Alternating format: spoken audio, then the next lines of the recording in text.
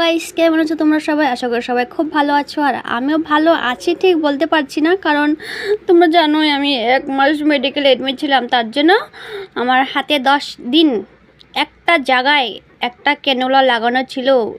লাগানোর পর ক্যানুলা যখন খুললো ঠিকই ছিল, কিন্তু বাড়িতে আসার পর আমার হাতটা পুরো লাল হয়ে ইনফেকশন টাইপের হয়ে গেছিলো। তারপর জানোই তো বাঁ হাতে হয়েছে। বাঁ হাতে হলে তো সমস্যাটা কি মেন তোমরাই বলো, কমেন্টে যদি জানো তোমরাই বলো। বাথরুমে গিয়ে আমি কিচ্ছু করতে পারছি না, মানে বুঝেই গেছো কি বলতে চাইছি আমি, ঠিক আছে?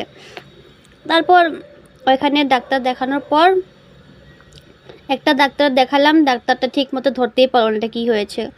তারপর অন্য ডাক্তারে বললো কি, যা রিয়া যা প্লাস্টিক সার্জারি ডাক্তার দেখা।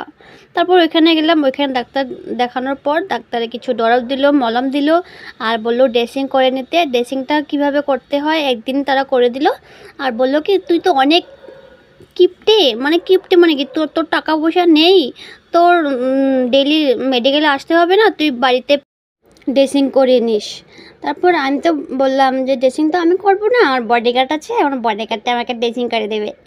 তারপর আমি আর আমার বডিগার্ড মিলে চলে গেলাম উপরে।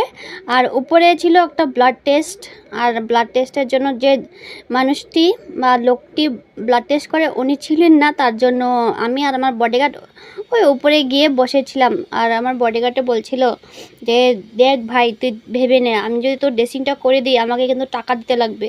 আমি কই ভাই, তুই জানিসই তো ডাক্তারই আমাকে টাকার জন্য মেডিকেলে আসতে মানা করলো, আর তুই আমার কাছে টাকা চাইছিস, যা তোর সাথে কথাই বলবো না।